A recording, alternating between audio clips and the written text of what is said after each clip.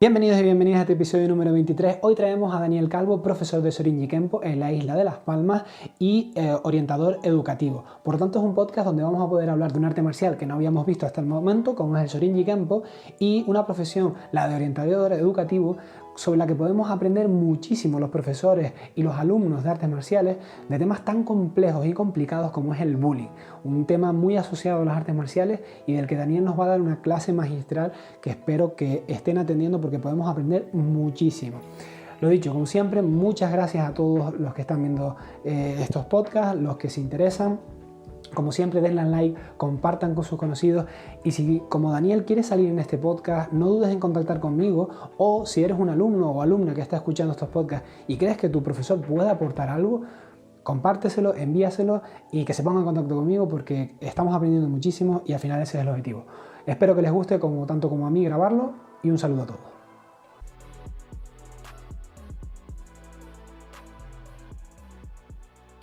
Bienvenido, Daniel, ¿cómo estás?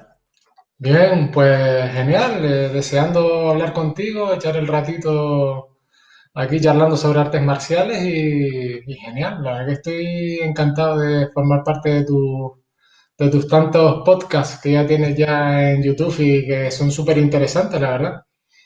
Pues muchas gracias, Daniel. De nuevo, gracias, ya te lo he dicho por privado, pero gracias por dejarme este ratito y por contactar conmigo. La verdad que es un placer siempre que alguien contacta contigo y te lo tengo que agradecer. Voy a presentar brevemente, Daniel, para el que nos esté escuchando. Daniel Calvo es profesor y cuarto dan de Sorinji Kempo Taekwondo Ryu. Y a clases en Valle Seco, la isla vecina de Gran Canaria, aquí en las Islas Canarias. Y bueno, al principio siempre con todos los invitados, la pregunta, la primera siempre es la misma, ¿no? Que nos explique un poquito su vida, pero además hoy pues tenemos la suerte de tener la primera arte marcial en este podcast, ¿no? Ya llevamos unos cuantos episodios, pero no habíamos tenido a nadie de Torinji Kempo, así que gracias a Daniel pues nos va a explicar un poquito en detenimiento, no solo su visión sobre el Sorinji Kempo, que realmente siempre es a mí lo que más me interesa, sino que nos explique un poquito a las personas que no conocemos tanto el arte marcial, pues su historia, sus peculiaridades, etcétera. Pero antes de eso, Daniel, sí es Sí. eso la pregunta. ¿Cómo empezaste? ¿Cómo empezaste? Si empezaste por el Serenji Kempo o si fue algo que llegó un poquito más tarde en tu vida. Eso que nos expliques cómo empezaste en todo este rollo de las artes marciales. Pues sí, yo desde que nací pues ya viví el tema de las artes marciales en mi casa porque mi hermano mayor las practicaba y era bastante aficionado a ellas, entonces era normal ver en mi casa revistas, libros de kung fu, de karate, eh, ver películas, series de televisión, todo un poco lo que a él le gustaba era el tema de las artes marciales y tuve la oportunidad de, desde pequeño pues tener esos libros delante, leerlos, ver los dibujos y la verdad es que me fue contagiando las ganas por ser igual que esas personas que salían en esas revistas y en esos libros. Y ya desde pequeñito, en cuanto me dejaron, por supuesto, pues comencé, sí, porque si hubiera sido por mí, pues desde gateando ya hubiera ido al gimnasio. Pero bueno, en el colegio pude comenzar pues por el gimnasio más cercano que había, por supuesto, que era el que tenía acceso. Pues donde había taekwondo, pues taekwondo. Me daba igual. Quería practicar un arte marcial, era todavía un niño y me dejaban ir al que estaba más cerca de mi casa. Pues allí fue. Durante un tiempo practiqué taekwondo con un maestro coreano y estuve un añito y algo, y me encantaba, la verdad. Luego ya pues tuve un añito más, entonces ya me dejaban coger el transporte, pues entonces ya se me apeteció ir a empezar a visitar gimnasios por la ciudad de Las Palmas. Ya podía ir solo, entonces me dediqué a ir a gimnasio.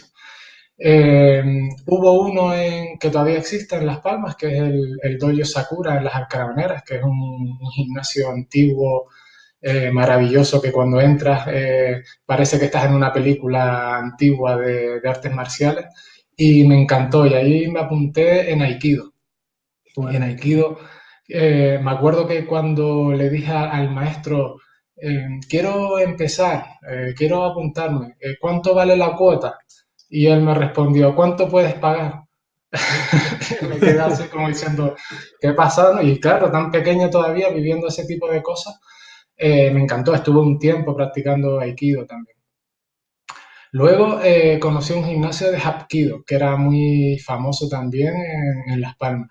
Tenía muchos amigos ya estaban en el primer año de instituto, tenía muchos amigos que iban, pues digo, vamos a hacer Hapkido. Y ahí estuve unos meses también practicando Hapkido. El tema es que mi hermano mayor hacía Sorin Kenpo en la ciudad de Las Palmas. Yo veía los libros que él tenía y veía las cosas que hacía y la verdad es que no me atraía. No era una cosa espectacular, no sé, me gustaba más otro tipo de cosas. Un día fui a ver la clase. Yo me sentaba allí y tampoco me gustó, la verdad, la clase. No le encontré mucho espectáculo, mucha historia. No te llamó la atención. Entonces, no, la verdad que no. Tendría, no sé, 13 añitos ya más o menos. Entonces, como la acompañaba muchas veces o salía de mis clases para ir a la tel, pues me dediqué a ir allí a ver las clases.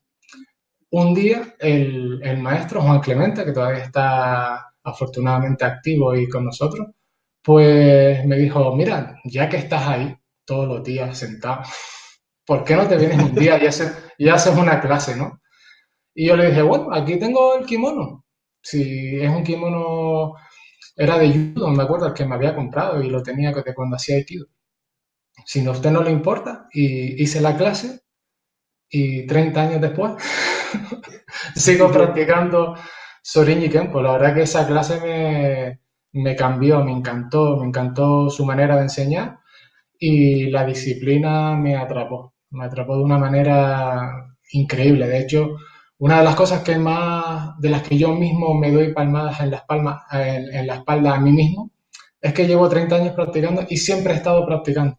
No he tenido lagunas, no he tenido sí, momentos yo qué sé, por la universidad, por cuando tuve a mi hija, cuando me casé, cuando no sé qué. Entonces, siempre he estado practicando. Sí, es verdad que he practicado otras disciplinas. Si quieres, después lo hablamos o lo comentamos. Pero ese fue el inicio del Sorin Kenpo. La verdad es que era una disciplina que inicialmente ni siquiera me atraía mucho. ¿Y qué te cambió la idea, por así decirlo, Daniel? La verdad es que no te sabría decir. Lo primero, el feeling o la conexión que tuve con el maestro en ese momento. Me pareció una persona, claro, en esa época tienes la idea de un maestro de artes marciales como una persona fuerte, musculada, como las que ves en las películas o desde niño, ¿no? Que tienes esa imagen de una persona que practica un arte marcial. Él era una persona a primera vista normal, una persona normal.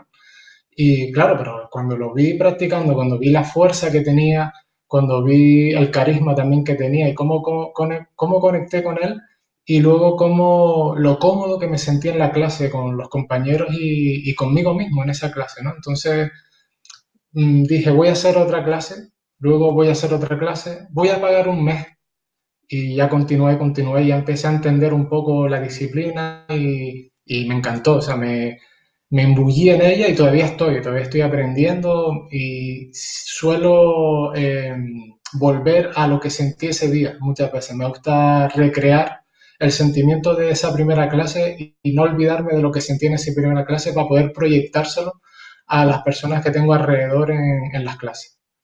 Qué bueno, Daniel. Mira, hay un par de cosas que me gustan de tu historia, ¿no? Que me he visto ciertamente identificado y cómo cambian los tiempos, ¿no? Comentabas, ¿no? Al principio del tema de los libros, las revistas, ¿no? Algo Sí, que hoy en día ya ha quedado totalmente desactualizado, ¿no? Pero que hay una cosa que no ha cambiado, que es lo de ir a ver, que siempre es algo que recomiendo, que vayan a ver gimnasios, que todos siempre solemos dar una clase de pruebas o simplemente que veas fuera, y eso es verdad que llevo haciendo durante mucho tiempo y ojalá que no termine porque me parece que es la forma más óptima de saber si tú vas a encajar ahí o no. Pero sí. después están las influencias externas, ¿no? Que quizás en nuestra época eran más los libros, las películas, y ahora pues las redes sociales, YouTube, ¿no? Entonces me resulta curioso, ¿no? Como hay una generación que se ha quería hablar de libros de artes marciales y es como, ¿para qué? Si a lo mejor hay alguien en YouTube que me lo cuenta, o el campeón del mundo está en Instagram y casi que puedo tutearlo, ¿no? Entonces es curioso, ¿no? Cómo ha ido evolucionando las influencias que al final hoy son muy grandes, ¿no? El cine, la televisión, ¿no? Todo ese mundillo, o sea, es una pasada lo que influencia a la gente a hacer determinadas actividades como la nuestra, ¿no? No sé si Sí, lo sí, ves sí. reflejado con tus alumnos ahora, que a lo mejor ellos te llegan con sus vídeos, con sus historias, y tú dices, no, ¿cómo ha cambiado la cosa, no? Claro, yo, por ejemplo, nosotros teníamos que interpretar lo que estaba pasando en esas fotos o lo que estaba ocurriendo en esa revista o cuando leías la historia de esa disciplina tenías que imaginarte todo, todo, ¿no? Entonces también era una manera de fomentar la creatividad en uno, ¿no? Porque estabas imaginando, estabas creando. Ahora realmente ya está todo. También es más difícil engañar a una persona porque lo tienes todo ahí. Y no sé, yo no sé qué será mejor, si lo de antes o lo de ahora. Yo creo que si hace 30 años hubiera tenido todo este tipo de información, pues lo hubiera aprovechado seguramente un montón. O sea, de hecho lo hago, ¿no? Sigo yendo por calles, ¿no? Ahora lo hago a través de Facebook, Instagram o Google, ¿no? Pero es como seguir yendo por calles, ahora de diferentes países, buscando escuelas, buscando maestros, conectando con ellos, preguntándoles cosas, ¿no? Realmente pienso que lo sigo haciendo, pero aprovechando todo, todo lo que tenemos. Sí que los alumnos me preguntan, sobre todo ahora, como hay diferentes escuelas de Sorinji y yo he ido pasando por varias, sí me preguntan, ¿y cuál es mejor? Y cuál no sé qué. He visto un vídeo de la organización, no sé qué, he visto. Entonces siempre hay que tener cuidado y siempre decirles que todo está bien, ¿sabes? Que simplemente decidan, que practiquen donde quieran, que sean libres, que elijan lo que quieran, que no pasa nada, que yo no estoy en la mejor escuela del mundo, ni estoy, sino estoy en la que yo me siento más reflejado, más identificado, pero que ellos puedan hacer lo mismo que hago yo, porque lo sigo haciendo, entonces no puedo decirles otra cosa, le digo, ¿te ha interesado ver ese vídeo? ¿Te ha interesado ver esa escuela? Vete, prueba, vuelve, dime qué tal y si te quieres quedar allí, pues ha sido un placer haber estado contigo todo este tiempo y no pasa nada. Me gusta mucho tu reflexión y la verdad que la comparto mayoritariamente. Sí, es verdad que hay ese romanticismo, ¿no? De quizás los 80, los 90, ¿no? Bueno, de una época quizás distinta, pero sí, yo creo que hemos salido ganando. Evidentemente las redes sociales tienen su lado negativo, no lo podemos negar, pero yo creo que hemos salido mucho ganando en transmisión de información, en conocernos, en abrir la mente, ¿no? Ya no solo a nivel de artes marciales, sino en general. Así que, bueno, ha sido Sí, una revolución y ha habido que saber adaptarse y ha habido que saber vivirlo un poquito, ¿no? Daniel, ya que te tenemos, vamos a sacarte bastante información porque a muchos de nosotros nos dicen Sorinji Kempo y encima ya, si hablamos de distintos estilos de Sorinji Kempo, ¿no? Como es tu caso, que es el Seirei Ryu, pues ya se nos complica, ¿no? Entonces, me gustaría dos cosas, ¿no? La primera es evidente que nos expliques un poco a grosso modo lo que es el Shorinji Kempo y después siempre me gusta, ya te lo volveré a preguntar, pero bueno, ¿qué es para ti, ¿no? ¿Qué significa para ti? ¿Qué ha significado en tu vida? Porque si alguien está muy interesado, puede buscar Shorinji Kempo en YouTube mismo y le saldrán infinidad de vídeos donde podrá ver las técnicas, las formas de moverse, se basa en el arte marcial y esa pequeña introducción nos la va a hacer tú y ya después eso, un poco más el Shorinji Kempo para ti, ¿no? Para Daniel. vale. El Sorinji Kempo es un arte marcial que surge en posguerra, aparece después de la Segunda Guerra Mundial y por lo tanto es de ese tipo de artes marciales que se llaman de paz, ¿no? Yo siempre me Es en gusta japonés, dividir, entiendo. es japonés, sí, con mucha influencia china, y es creado en primera instancia, para la población japonesa, una vez ha perdido la guerra, pues intentar recuperar la confianza, la autoestima, la fuerza en ellos mismos, la identidad cultural, el rollo del ser japonés, de la calidad de cada persona de manera individual. Entonces se crea como el fundador, Do-Shin So, crea como todo un movimiento filosófico teórico y luego también ya pues creando a través de la disciplina pues todo lo que son las técnicas, movimientos, etcétera, todo un sistema educativo, porque al final es un sistema educativo para intentar regenerar un poco a lo que era la población de todo un país. Es muy interesante porque así como hay artes de guerra, ¿no? que surgen en épocas de guerra y tienen unas particularidades muy concisas, ¿no? Y que van a lo que van, ¿no? Porque era lo que había que hacer en ese momento. Las artes marciales que surgen en épocas de paz pues tienen todo un contenido que subyace a las técnicas que a mí ahora, después de 30 años, es lo que más me está interesando y lo que más estoy estudiando, ¿no? El por qué surgió, es decir, al final vuelves al inicio del inicio. Después de tantos años de estudio, lo que estoy estudiando es el cómo inició, el por qué inició, para intentar entender el sistema desde un principio. Entonces voy entendiendo el por qué hay tantas técnicas, por qué hay tanta teoría, por qué está estructurado de esa manera. Y es muy interesante, ¿no? Es un arte marcial que decía el fundador que hacen falta 2 vidas para entenderlo, ¿no? Para dominarlo. En una es imposible. Eso también hace que te relajes, porque sabes que como nunca lo voy a entender del todo, pues tampoco me voy a volver loco. Voy a intentar aprender lo máximo que pueda en el tiempo que yo pueda. Es un arte que se va a ir adaptando al paso de los años, es decir, voy a ir cogiendo edad, voy a ir mermando mi capacidad física, de habilidades físicas, pero el arte marcial se va amoldando a cada etapa de tu vida, con lo cual es muy interesante, le puedes sacar siempre partido, seas un niño, seas un adolescente, una persona mayor y una persona anciana, porque siempre tiene contenido para que tú puedas trabajarlo. Y eso un poco a grosso modo sería el Sorinji. Tiene esa parte teórica muy importante, muy grande, una parte técnica, una estructura técnica dividido en 3 grandes bloques, que es el gojo, que es la parte, literalmente la parte dura de impacto, donde están los puños, las patadas, los golpes de codo, de rodilla, etcétera, etcétera. Hay una parte yujo, literalmente la parte blanda o suave, ahí tienes las proyecciones, las luxaciones, el tema de los puntos vitales, etcétera, etcétera. Y una parte seijo, que es en la que ahora con la escuela de Seguido Ruiz estoy estudiando más, que es la parte rehabilitatoria, ¿no? Es decir, tú vas a ir haciéndote mayor y necesitas que tu cuerpo se vaya adaptando a toda la caña que vas recibiendo durante la vida, ¿no? Entonces es un sistema que te ayuda a mantenerte bien, físicamente bien, para poder continuar entrenando hasta donde llegues, ¿no? Que esperemos que para todos sea lo máximo posible. Sí. Se me suscitan varias preguntas, Sí. Daniel.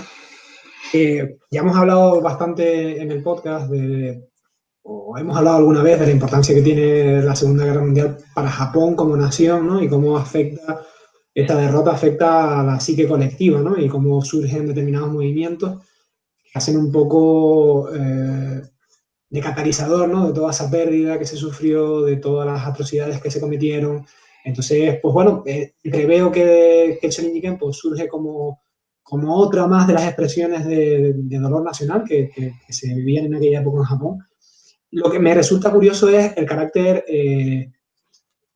nacionalista, pero que también vemos en el Aikido, que también, es decir, simplemente de, oye, vamos a reafirmarnos otra vez como japoneses sin esa lacra que era a lo mejor el imperialismo, sino una nueva nacionalismo basado en la democracia, ¿no?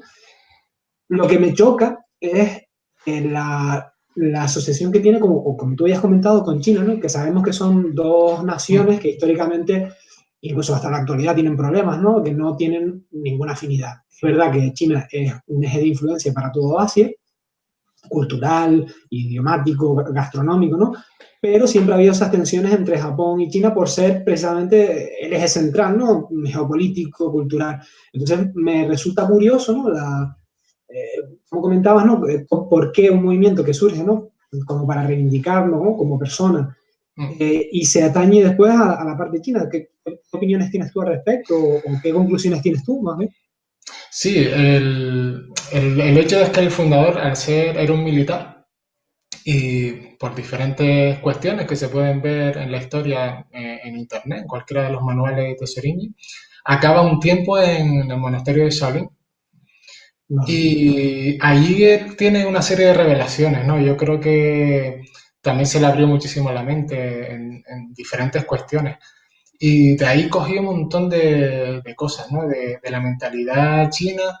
eh, Recibió muchísima influencia y cuando él regresó, yo creo que según voy yo interpretando o he ido hablando con maestros así que son bastante más mayores que yo, no creo o no creen que tuviera la intención de crear un arte marcial ni nada de eso, simplemente tuvo sus experiencias, tuvo sus historias por la guerra, y al regreso pues se encontró con un panorama que lo dejó pues mal, ¿no? Viendo muchísimos niños que ya no tenían padres porque habían fallecido, gente robando, gente decaída, y no sé, como que toda esa influencia que tuvo, yo creo que le inspiró también a intentar crear como un movimiento. De hecho, Sorinji, que es Shaolin, ¿no? En japonés, le dio como, yo creo que, y muchas katas que tienen están como recordando o dándole un valor a toda esa influencia que tuvo en China. Por lo tanto, tuvo que ser algo muy fuerte, ¿no? Lo que él recibió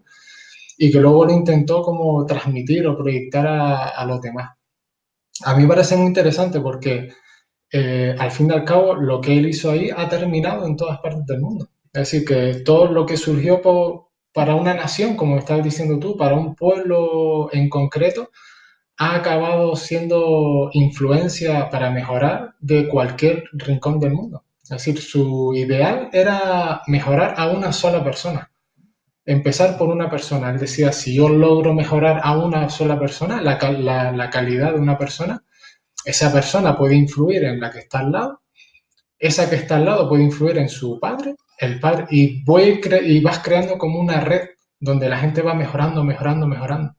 Y de hecho, ha conseguido pues que en las Islas Canarias estemos practicando Sorin y Kempo. Hay una anécdota que también me sigue desde que empecé a entrenar, que me dijo mi maestro Juan Clemente, que fue que él estando en Japón, le dijeron, uno de los profesores le dijo, ¿dónde están las Islas Canarias? Y él, había un globo terráqueo por ahí, ¿no? Estamos hablando a lo mejor de los años finales, de mediados de los 80, finales de los 80, una cosa así. Entonces él cogió el globo terráqueo, buscó, y no estaban. ¿Saben? En el globo no estaban. Cuando él me lo contó, estábamos hablando de eso y al final terminamos diciendo, ¿qué problema tan grande podemos vivir nosotros aquí que hay gente que en otros países ni siquiera existimos, ni siquiera estamos en el mapa? ¿No? Quedamos con esa reflexión de, es que ni para ellos ni siquiera estaban. Y nosotros a veces vivimos los problemas como algo enorme, ¿no? Sí, sí. Y bueno, son esas cosas que van quedando en la memoria y que me gusta compartirlas y seguir reflexionando sobre ellas. Pues qué bueno, Daniel. Ahora que me alegro que, oye, que al final, yo siempre lo he dicho, ¿no? Las artes marciales son una excusa para conocernos entre distintas personas y pues mira, de una realidad tan grande, y ya digo, para el que no lo supiera o la que no lo supiera, China y Japón tienen una rivalidad política tremenda, que digo que es un problema actual de 2020 bastante grave, que vemos como aspectos culturales y deportivos, como puedan ser las artes marciales, oye, pues son llave de intercambio para decir, bueno, una cosa es la política, una cosa es, y después es las personas, otra cosa, ¿no? Entonces, oye, pues mira, son todo lo que sea ayudar a unir un poquito más culturas, a intentar comprender al otro, yo, vamos, apoyo al 100%. Después se me suscitaba otra pregunta, ¿no? Porque por épocas más o menos veo que son coetáneas, por ejemplo, al Aikido, ¿no? Y me resulta curioso como quizás para alguien que no le interesan las artes marciales o que no sepa de muchas o solo haga la suya y no tenga, a lo mejor no lleve mucho tiempo y no le haya dado oportunidad de conocer más, quizás el Aikido está más en el ideario común, ¿no? Es decir, de la población mundial, es un arte marcial, entre comillas, más conocida, digo entre comillas porque después habrá gente que entienda una cosa u otra, pero si digo Aikido, mucha gente me va a decir, ah, sí, algo japonés, ¿no? Algo así, pero sin embargo, si decimos Shorinji Kempo, no tanto o es menos, está menos en ese ideario. No sé si tienes algunas conclusiones, Daniel, de por qué esto es así.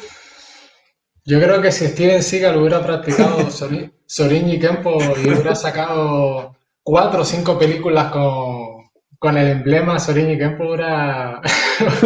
Totalmente. nos hubiera ayudado un poco, sobre todo por encima de la ley, el inicio de la película de Por encima de la ley. Son 2 minutos donde a ti se te apetece ir a practicar Aikido y aprender Aikido.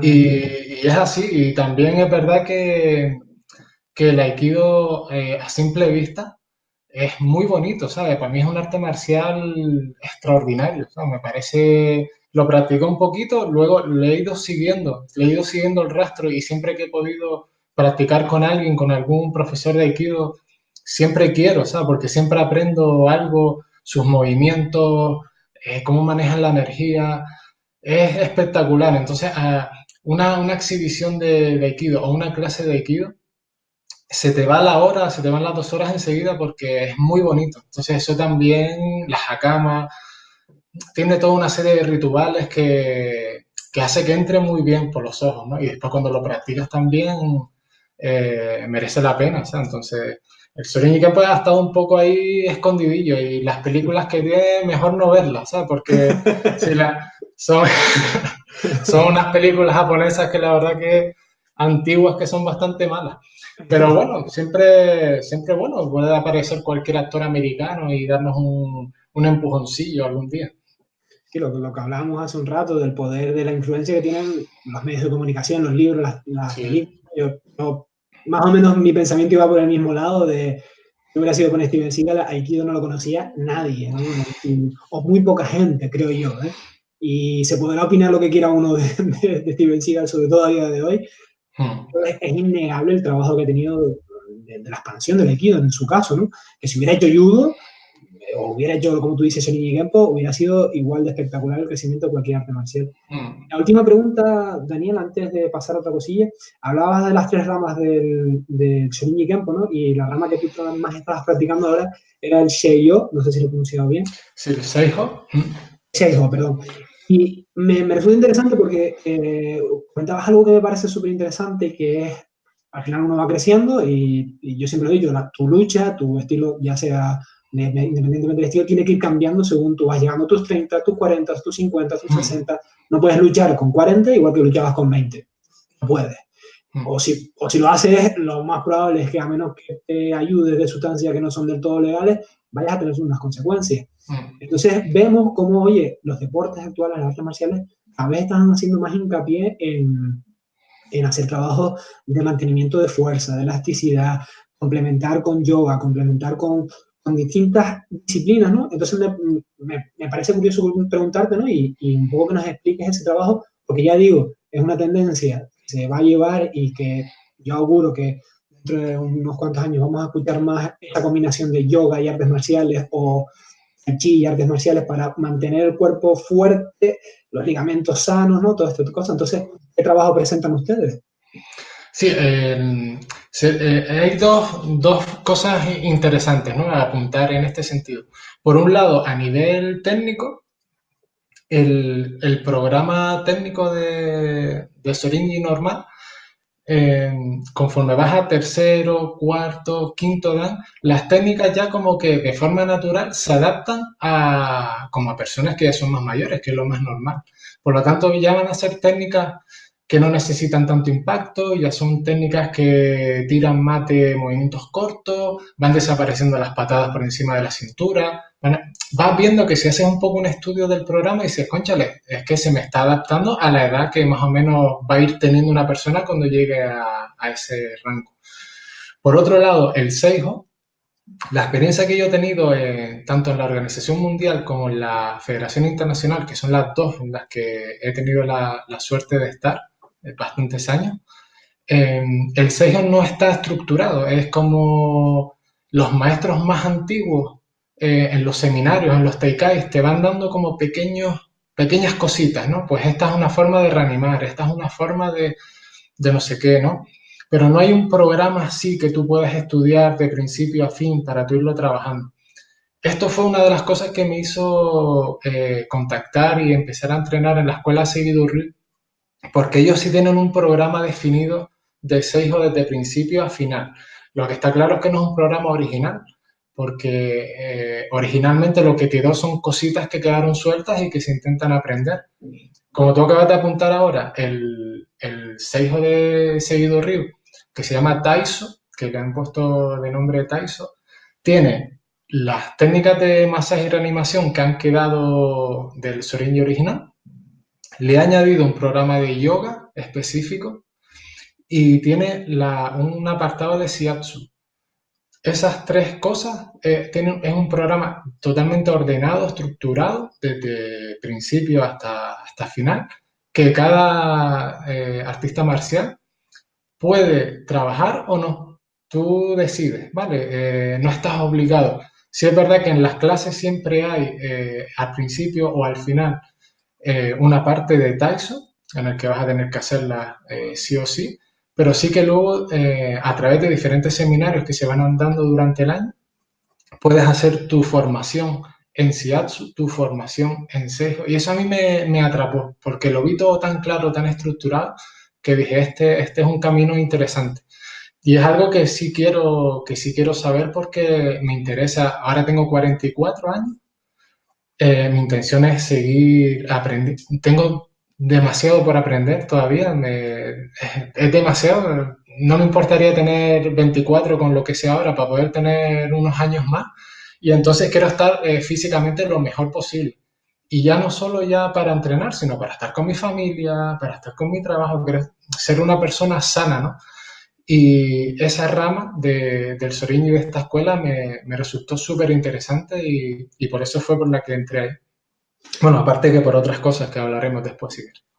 Sí, sí, no, genial. Yo ya te digo, yo creo que va a ser una tendencia de aquí a unos años bastante importante y me alegro, oye, que todo lo que sea preservar un poco la salud del cuerpo, porque al final, desde las artes marciales, yo siempre digo, lo que vendemos es salud y felicidad, ¿no? Salud en forma de, pues, un cuerpo equilibrado, un cuerpo funcional, capaz de mover peso, de moverse rápido, de una serie de beneficios de la salud que aporta el deporte, pero también la felicidad de estar contento. Entonces, si te estás lesionando todos los días, pues hombre, es que no, con la edad es lo que tú hablabas, las lesiones se van acumulando y o hacemos algo para paliar, ¿no? Y para poder seguir entrenando, o no se puede mantener el ritmo, ¿no? Entonces, toda iniciativa, ya sea de una formación en concreto o de lo que sea que ayude, ¿no? Y que promueva que la gente continúe durante muchos años en las artes marciales, bienvenida sea.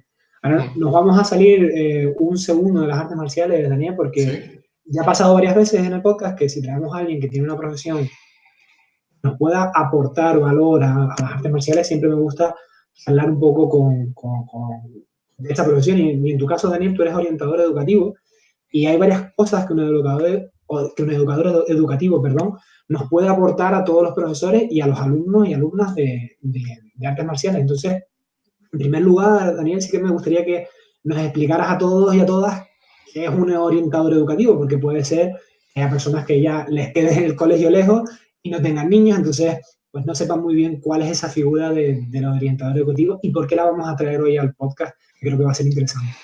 Vale. Sí, yo estudié pedagogía en la Universidad de La Laguna, en Tenerife, y luego me he ido especializando tanto en pedagogía terapéutica, ¿no? Para personas con discapacidad, etcétera, etcétera. Y ya últimamente, en los últimos años, trabajando en itinerarios formativos, itinerarios laborales, etcétera. Y he terminado dirigiendo proyectos formativos para el Servicio Canario de Empleo. A veces lo hago con gente de 18 a 30 años, a veces lo hago con gente de 31 en adelante y otras veces trabajo con menores de edad. Eh, el tema de la orientación educativa o de la orientación formativa siempre es bastante complicado, ¿no? Porque hay que tener en cuenta siempre a la persona, ¿no? A la persona con la que estás trabajando. Nunca sabemos lo que hay detrás de cada uno, entonces no podemos ir dando instrucciones o dando claves a la gente de lo que tiene o no tiene que hacer para mejorar, ¿no? Todos tenemos una serie de potencialidades, todos tenemos una serie de defectos, todos, ¿no? Y por lo tanto, primero tenemos que intentar saber y conocer a la persona, saber cuáles son sus habilidades, saber cuáles son sus virtudes e intentar potenciarlas y trabajar con ellas. ya sean niños o ya sean adultos. Eso es un trabajo para mí súper enriquecedor. Realmente, ahora mismo estoy trabajando con 15 personas, ¿no? Yo estoy aprendiendo de 15 personas, como les digo, ellos están aprendiendo de una, que soy yo, que son los que yo les puedo dar algunas cositas. Ellos me están dando 15 personas, me están dando un montón de cosas y aprendo muchísimo. ¿Cómo intento orientar? Lo único que intento hacer es que ellos descubran su propio potencial, dar herramientas para que ellas las trabajen. Eso sería lo más interesante. En este sentido, pues siempre, a veces ha ido pasando el tiempo y hemos dejado de saber qué es lo que nos gusta, en qué somos buenos, en qué somos malos, nos hemos ido dejando llevar por la inercia de los tiempos, hemos acabado estudiando una serie de cosas que después no nos gustan, hemos acabado trabajando en una serie de trabajos que no nos enriquecen. Si estamos trabajando con niños, muchas veces ellos también se van dejando llevar, ¿no? por las semanas y los meses, pero no saben pues qué deporte hacer, si son mejores en temas matemáticos, en temas lingüísticos, etcétera, etcétera. Entonces es simplemente hacer como un pequeño paréntesis de vez en cuando, que se centren un poco y que piensen en ellos mismos. Realmente tú hacia dónde te quieres dirigir. Y en base hacia dónde te gustaría dirigir, vamos a saber ahora qué habilidades sobre eso tú tienes para poder potenciarlas. Eso sería un poco la base de la orientación. No tanto dar como una clase para decirles, pues tienes que hacer esto, tienes que hacer esto, tienes que hacer esto, porque cada uno es totalmente diferente. Y no sé muchas veces qué hay detrás, qué experiencia han tenido detrás, no sé de dónde vienen, no sé tantas cosas, ¿no? Entonces, vamos a intentar que cada persona lo descubra. Eso sería un poco, no sé si me he enrollado mucho, No, no, para pero sería nada. un poco la idea, ¿no?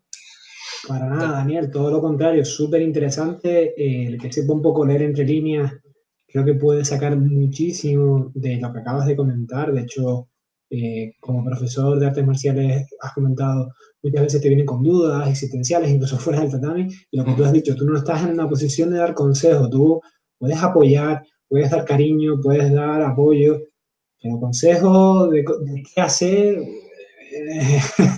yo siempre lo digo, yo sé estrangular y a veces fallo, es decir, entonces la verdad que es súper interesante para los profesores y profesoras de artes marciales y también para los alumnos y alumnas. Yo creo que ha habido varias cositas súper interesantes, Daniel.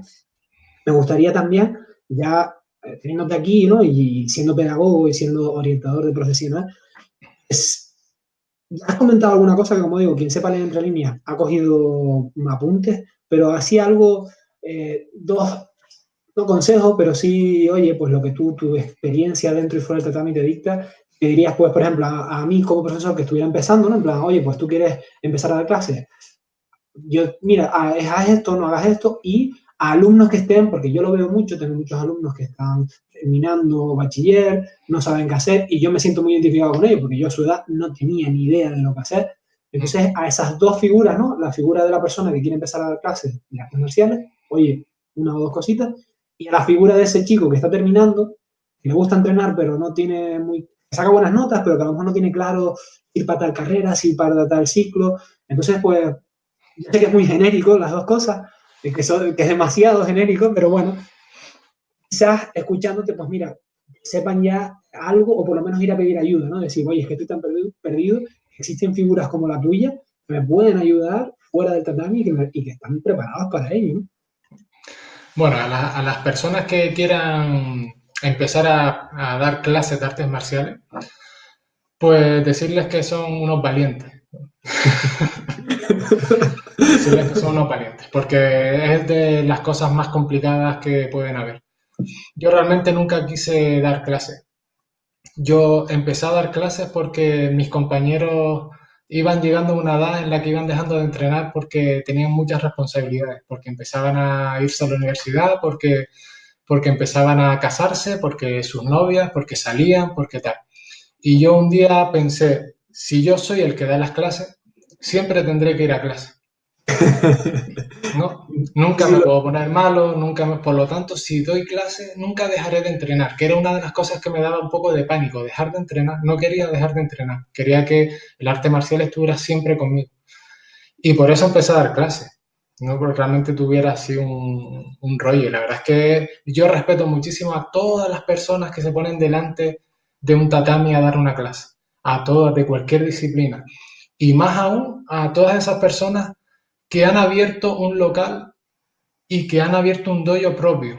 A esas personas ya es que las admiro, ¿sabes? Porque ojalá yo lo pudiera hacer, ojalá algún día yo pueda tener un dojo propio, pero tantas personas de esta isla, tanto de Tenerife, que hay una, una tradición de artes marciales buenísima también, son personas admirables, ¿sabes? ¿Sabes? El tiempo, los alquileres, los problemas, y ahí están, ¿no? Llevando sus trabajos hacia adelante. Por lo tanto, yo creo que ninguno de nosotros, de los que practicamos artes marciales, debiéramos de criticarnos a ninguno entre nosotros, ¿no? Porque todos están haciendo una labor maravillosa. Unos lo hacen de una manera, otros lo hacen de otra. Los alumnos decidirán a dónde quieren ir. Ya hoy lo tienen sencillito, ¿no? Hay gente que da las clases tal y cual aprendieron, que es algo muy común. Es decir, a mí me han enseñado de esta manera y yo voy a enseñar de la misma manera, porque yo pienso que a mí me fue bien y yo voy a usar la misma. Maravilloso, genial. Hay personas que son más creativas. Dicen, no, yo quiero dar las clases tal y cual creo yo que debo dar las clases según mi forma de ser, según es mucho más complejo porque tienes que hacer todo un trabajo de introspección, pero también es enriquecedor porque estás dando parte de ti en tus clases a quien le guste bien y a quien no, no, no, pero con los que están tú estás a gusto, ¿no? Otras personas decidirán amoldarse a la moda que haya en ese momento, es decir, pues ahora la moda es trabajar pues sin kimono y con música y no sé qué, pues bueno, pues ahora voy a trabajar así para atraer a más gente y cuando esté de moda lo tradicional, pues visto mi dojo de tradicional. ¿Lo quieres hacer así? Genial, vale, sigue así. Yo creo que no hay metodologías buenas o metodologías malas, ¿no? Sino que cada uno delante de su grupo lo intenta hacer lo mejor posible según sus posibilidades. Eso por un lado, ¿no? Sí que creo que cuando damos clases a niños o adultos, tenemos primero que valorar a esas personas que están delante nuestra, ¿no? Han decidido estar ahí pudiendo estar en otro sitio, entonces por nuestra parte debemos seguir siempre formándonos, ¿no? Y tratarlo de una manera lo más respetuosa posible. Desde mi punto de vista, creo que habría que preparar la metodología de las clases y seguir un programa coherente, no dar clases sueltas o ir un poco dando tumbos, ¿no? Yo creo que lo que yo creo, ¿no? Desde mi punto de vista, que el alumno, yo como alumno, ¿no? Que soy, me dejo más llevar por los valores que creo que me está influenciando esa persona más que por las técnicas que me está enseñando, ¿no? Las técnicas las voy a poder aprender en cualquier sitio, pero esos valores que noto que me está llegando, esa ilusión, esa motivación que me está llegando de ese profesor o de esa profesora, es la que me va a enganchar a la clase, ¿no? Ese ambiente de compañeros que voy a tener con el resto de compañeros y compañeras que tengo en clase, eso es lo que me va a atrapar, ¿no? Entonces, para mí ya, aparte de todo lo que he dicho, el buen instructor o la buena instructora es el que consigue generar eso. Y no solamente consigue generar ese buen ambiente, sino que siempre me deja la puerta abierta del dojo. Es decir, soy libre para irme y para volver, ¿no? No siento que esté atrapado ahí. No siento que si me voy a otro sitio me vean mal o me miran mal. No siento que si hablo de otra disciplina me alejen un poco o me sienta un poco sectario en ese sitio. Me siento una persona libre en el dojo. Es más, si digo a mi maestro o a mis compañeros que he practicado en otros sitios, se interesan por mí, se interesan por qué hice, cómo te fue, te gustó, no te gustó. Eso hace que, aunque a veces uno pueda tener miedo que tus alumnos se vayan, realmente lo que vas a conseguir es que te vengan más. las personas quieren sentirse bien, ¿no? Ya por el día están en el instituto, o están en clase o están trabajando. Entonces lo que quieren el resto del día es sentirse a gusto consigo mismo. Tenemos que, el tatami tiene que ser un lugar donde la gente se sienta bien consigo misma y no se sientan eh, perseguidos o mirados o ten cuidado que el maestro, que no sé qué, ese tipo de cosas creo que sí debieran irse olvidando, ¿no? Y que realmente entre todos los gimnasios, entre todos los profesores, si uno se para a pensar, hay más cosas que nos unen de las que nos separan. Pero bueno, eso es un poco a nivel de la primera pregunta. Sí, sí, no. La, Yo la, sabía.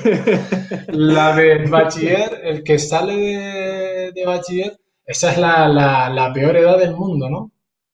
Estás en un momento de eclosión, de búsqueda total, ¿no? También es la edad más bonita, ¿no? ¿Qué es lo que puedes hacer? Lo mismo que haces si quieres, si estás buscando un arte marcial, prueba todo lo que puedas, ¿vale? Prueba cosas artísticas, a ver si realmente tienes esa habilidad, prueba cosas tecnológicas, visita empresas, conoce gente, mueve. Un maestro me dijo una vez, de vez en cuando coge tu vida como si fueran dados, agítalos y suéltalos de vez en cuando a ver si la cosa cambia, si la cosa sale de otra manera. Busca mucho, que en algún momento aparece, pero hazlo de forma consciente. Es decir, lo más importante es, quiero quiero buscar eso. Vale, pues si ni siquiera eres consciente de que quieres buscar algo, te va a ser más complejo, ¿no? Pero por lo menos con 16, 17 años decir, a ver, ¿qué quiero? Pues empieza a moverte, muévete, que en algún momento aparece, va a aparecer. Conoce mucha gente, ten muchos contactos, amigos, no hagas enemigos en el instituto.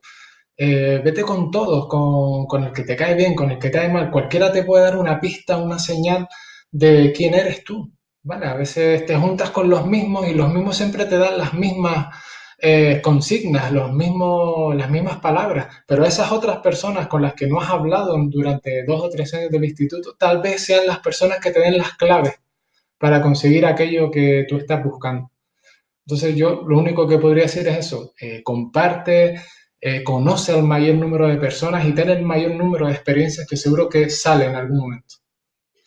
Pues, muchísimas gracias, Daniel. La verdad que gracias en mi nombre y en nombre de, oye, de los alumnos que sé que están perdidos y seguro que lo que has comentado les ayuda un montón. Se nota que eres un apasionado de las artes marciales y de tu trabajo porque no, pues, digo, se nota mucho cuando alguien habla no solo de conocimiento y se junta conocimiento y pasión, se nota mucho. Entonces, ya te digo, muchas gracias por los consejos y por abordar también las dos preguntas que yo sabía que eran muy genéricas y muy abstractas. Ahora sí que te voy a hacer una pregunta mucho más concreta, no por ello más fácil de contestar, creo, pero sí que mucho más concreta y es el bullying, es decir, un término inglés que hace referencia al acoso escolar, tanto físico como psicológico, que sufren pues, los escolares, eh, en el proceso educativo y que incluso se puede trasladar al trabajo, ¿no? Que tiene otro nombre, pero Sí. bueno, que es lo mismo, ¿no? Es el acoso, ya sea físico y o psicológico. Entonces, es un término que se puso muy de moda, yo creo que en los 2000 si mal no recuerdo,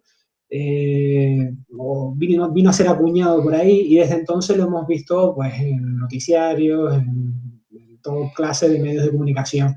Y me gustaría un poco, y que hemos visto, no sé si hemos querido que se nos asocie o se nos ha asociado por un tema de defensa personal. San Benito, muchas veces que tenemos las artes marciales junto con la defensa personal, que siempre estamos, si sí que si no, ¿no?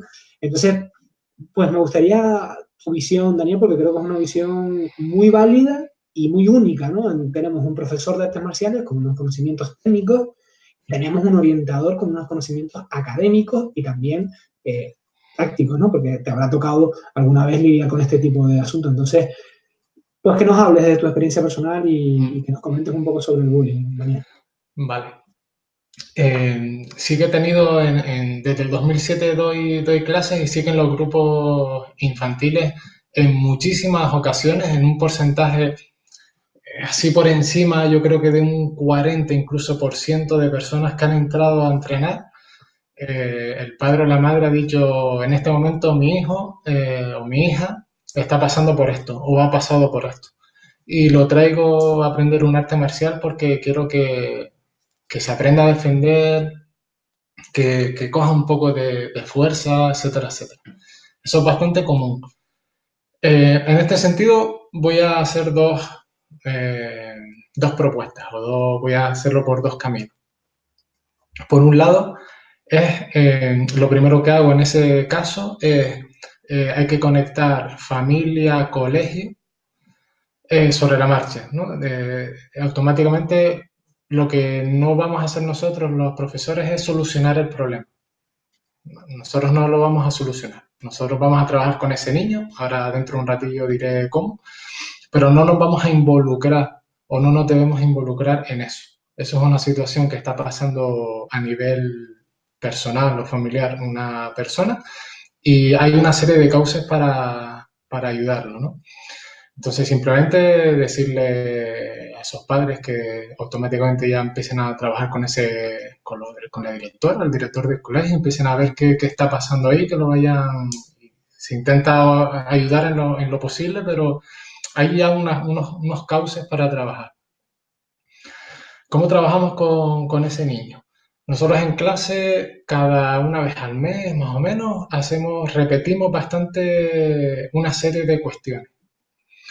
Lo primero es que ninguno de los alumnos y alumnas que tenemos allí, ninguno, siempre se los digo, deben de convertirse en esa persona que abusa de algo.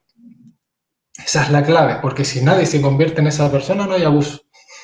Entonces, ustedes, siempre les digo, ustedes nunca pueden ser esa persona. Esa es la clave. Vale. Luego, puede ser que otra persona sí lo sea. Por lo tanto, ustedes están observando que está ocurriendo una situación de abuso. Si no es a ustedes, sino es a otra persona, automáticamente hay que decírselo al profesor o al director. Es decir, tienes que alzar la voz. En ese momento, pero en el mismo momento que está ocurriendo, tienes que decirlo ya. Tienes que decirlo ya. Yo siempre les digo, si hay un abusón, o como dicen ellos, un abusón, pero hay 25 personas en clase, 24 personas contra uno, es sencillito. Es decir, esa persona, sin embargo, no avanzamos con el tema de que el popular de la clase es el malo y el que estudia y hace las cosas bien, perdón, el que acosa es el bueno, el popular, y el que hace las cosas bien es el malo. Es una cosa que no, como que no avanza, ¿no? Y ellos lo siguen viendo de esa manera. Es decir, quieren ser amigos del popular, quieren ser amigos para que no les ocurra a ellos. Yo intento que empaticen y que conecten con esa persona que lo está pasando mal y que sean los que ayuden. Siempre que empieza un cole, les digo, si viene una persona nueva al colegio, si tenemos una persona que lo están apartando, porque es más gordito, porque es más flaco, porque tiene gafas, porque tiene lunares, porque tiene poco pelo, porque tiene mucho pelo, por alguna absurdez que siempre se nos ocurre para dejar apartado a alguien, ustedes que están practicando aquí van a ser los primeros que se van a sentar al lado de esa persona. Se van a presentar y les van a decir, necesitas algo, necesitas tal, necesitas cual. Muchas veces me han dicho, ¿y si se ríen los de atrás? Digo, si se ríen los de atrás no pasa nada. Tú ahora mismo en esa situación estás siendo la persona más valiente del mundo. Te estás comportando como un auténtico superhéroe. Estás haciendo lo que nadie haría y lo estás haciendo tú. Y a ti, contigo, no se va a meter nadie porque has conseguido hacer algo que no es capaz de hacer nadie.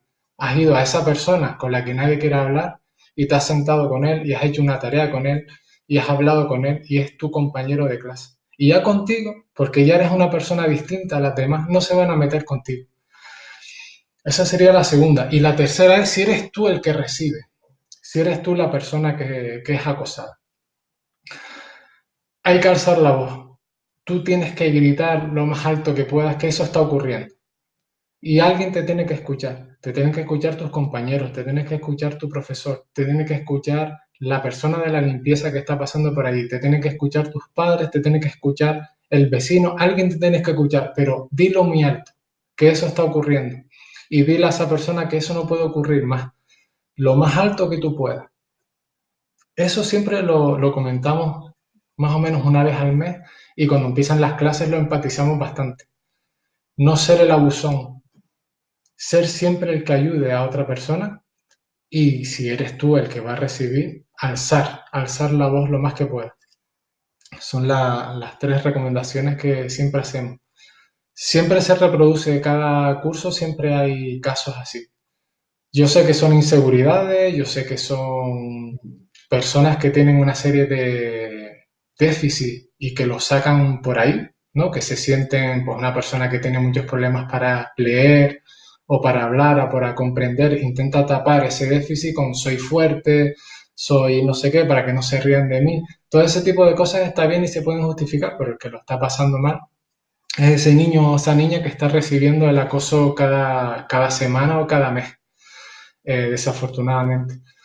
Y creo que las artes marciales ahí sí pueden hacer una gran labor, no tanto en aprender a pelear y pelearse, que bueno, en un momento determinado y un empujón o lo que sea, para si te van a pegar o lo que sea, pues vale, pero no es la cuestión pelearte con ese niño y darle una lección tampoco.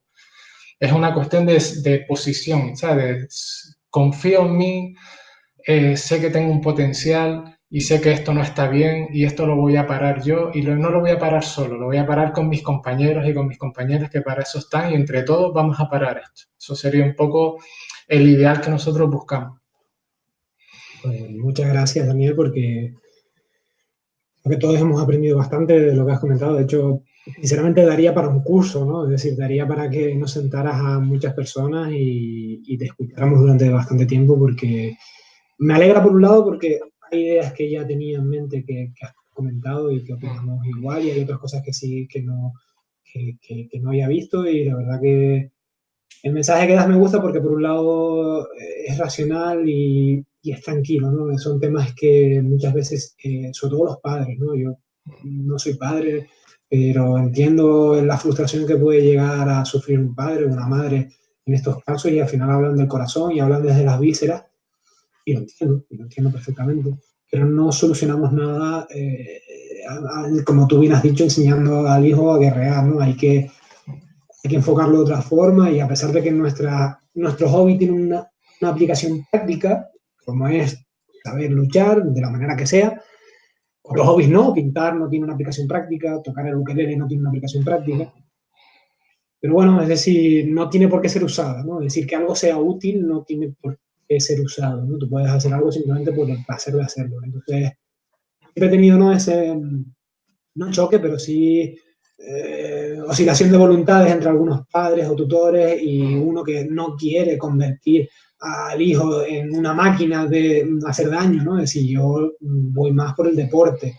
A mí lo que me motiva es eh, la, ver a un niño o una niña cómo va creciendo y sus habilidades se van desarrollando y va haciendo cosas cada vez más espectaculares, y ese orgullo, ¿no? De transmitir conocimiento, no que ese conocimiento se traduzca en daño físico, que es verdad, que se puede, pero que no es el... Entonces, ya te digo, muchísimas gracias, Daniel, y sobre todo por eso, por la tranquilidad con lo que los has explicado y el raciocinio. No sé si te queda algo en el tintero o te puedo sacar No, algo más. lo que intento es no enrollarme demasiado, la No, verdad. no, no. Es un tema que me interesa mucho y que intento estudiar bastante porque ocurre y me da mucha rabia que un niño o una niña que tiene que ir al cole a disfrutar y aprender y a irse realizando como persona, tenga que estar aguantando a otro durante un curso entero y no ocurra nada y nadie haga nada, ¿sabes? Y él dirá, ¿y por qué yo? Dicen, ¿sabes? Les puede fastidiar todo un crecimiento personal también y no hay por qué. Y realmente lo podemos parar entre todos. Sí. Yo lo que te dije antes si son 20 y pico en clase, es uno el que lo está haciendo. Vamos a pararlo entre los 20 y pico, si no, ¿qué va a hacer él? No puede hacer nada. Lo que no quiero, intento hacerlo en clase, es que no miren para otro lado. Eso es lo peor, porque si no, cuando sean adultos lo van a hacer también. Y el Sorin Kempo, por ejemplo, en su filosofía siempre te dice que te involucres, ¿sabes? Que seas valiente, que tengas, cuando el fundador pone que tengas fuerza, no quiere decir que tengas una fuerza física, que también, ¿no? Porque estás haciendo una actividad física, pero que tengas fuerza para decirlo, ¿sabes? Que seas valiente para dar el paso para decir se acabó, ¿sabes? no quiero que sigas molestando a mi compañero, no quiero que te sigas riendo de mi compañera, ¿no? No quiero que lo hagas más, no, no queremos y voy metiendo a los demás. ¿Sabes? Yo creo que como arte marcial sí podemos ayudar en un montón de cosas, aparte de aprender defensa personal o de aprender un montón de habilidades que también son interesantes. Sí, pues muchísimas gracias por prestarnos un poco tus conocimientos, Daniel. Ojalá que más plataformas te den visión, ¿no? Porque creo que es mucho que aportar en este tema y con bases muy fundamentadas y muy bien expuestas. Ya te digo, ojalá en un futuro te podamos volver a traer y hablar un poquito más o que la Claro, cuando situación se, quieras. o que la situación se normalice y me quedan viajes pendientes, Las Palmas está ahí al lado, así que lo mejor de la manga y volvemos a hablar de esto porque ya digo, me parece súper interesante, pero bueno, también es un tema complejo, también es un tema muy serio, pero bueno, estos temas también hay que traerlos con madurez y con tranquilidad y a muchos se nos despiertan sentimientos a hablar de esto porque es algo que a muchísimas personas nos ha pasado, entonces, Mm. bueno, está bien y lo que a uno le pasa como cuando es padre o cuando es tutor, tú no quieres que los tuyos cometan los mismos errores, ¿no? Entonces, hablando de estos temas, intentaremos, como tú dices, que cada vez sea algo más raro, que cada vez sea algo más puntual. Quizás no conseguiremos que desaparezca, pero sí que sea algo anecdótico y no la norma, ¿no? Que yo creo que es el objetivo desde los profesionales como tú a las personas que intentamos poner nuestro granito de arena, como puede ser un profesor de judo o de Shorinji Kempo, ¿no?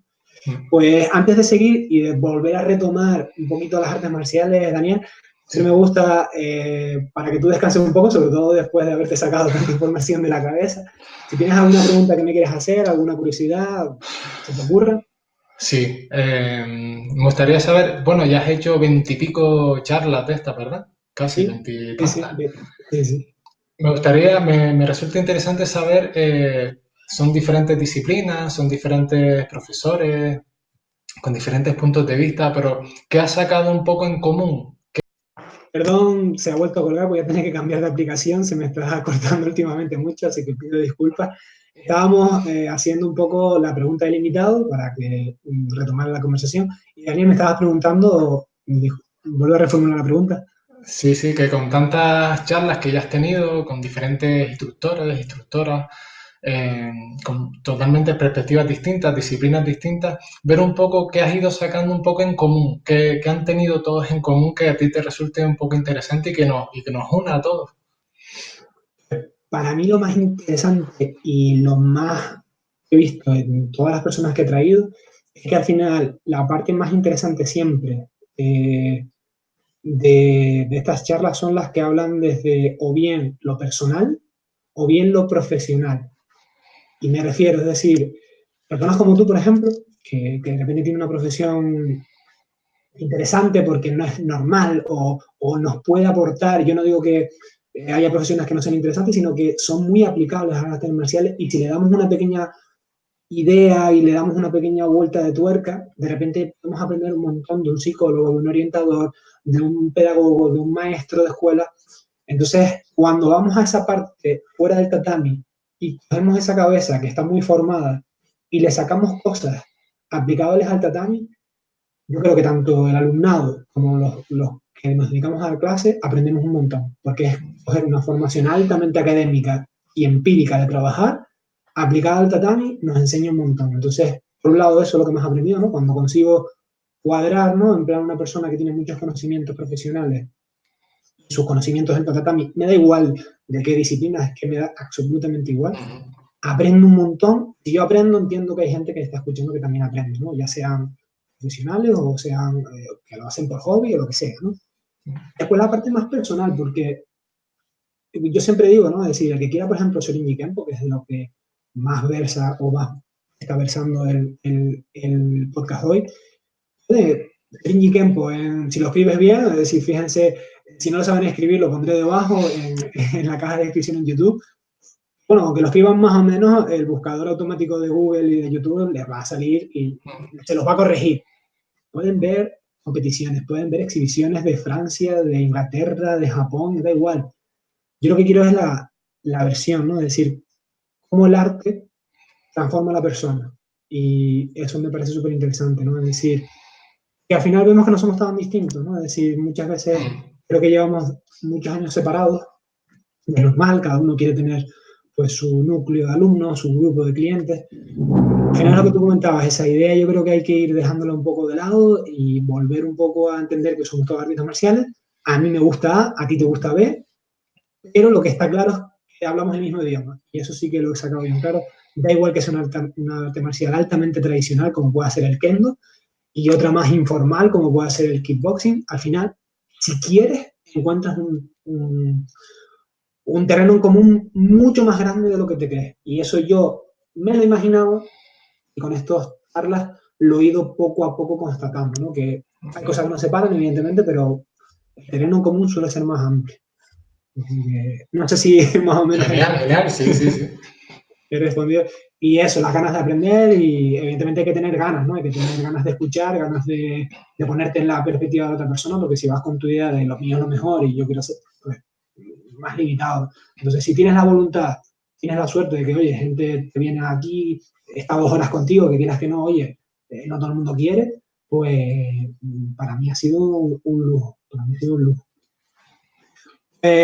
Daniel, espero haberte más o menos contestado y Sí, sí, ahora sí, perfecto. te voy a hacer Totalmente de una acuerdo. pregunta. Voy a hacer una pregunta. A lo mejor lo edito y pongo una imagen encima de nosotros ahora mismo, porque hay algo que a mí me llama plenamente la atención y para hablar de algún con quizás un poquito más de ligereza, volver a una charla más amena, es la vestimenta del Shorinji Kempo. Si ya les parece curioso la vestimenta del Kendo, que por ejemplo en el último podcast charlamos con Asun, Sexto de Kendo, hemos hablado con Nico de Tenerife, y ya muchos no conocían el Kendo y han dicho, no, qué cosa más guapa, la armadura y demás. Si vemos Shorinji Kempo, es una vestimenta que ahora la describirá mejor Daniel, porque yo no soy capaz y que creo que voy a tener que poner en pantalla para que la vea. Una vestimenta de entrenamiento normal que se asemeja al karate, pero después hay otra como más ceremonial. Me parece súper interesante y que Daniel, por favor, explícanos de dónde viene eso, por qué es así. Pues sí, ahí tenemos dos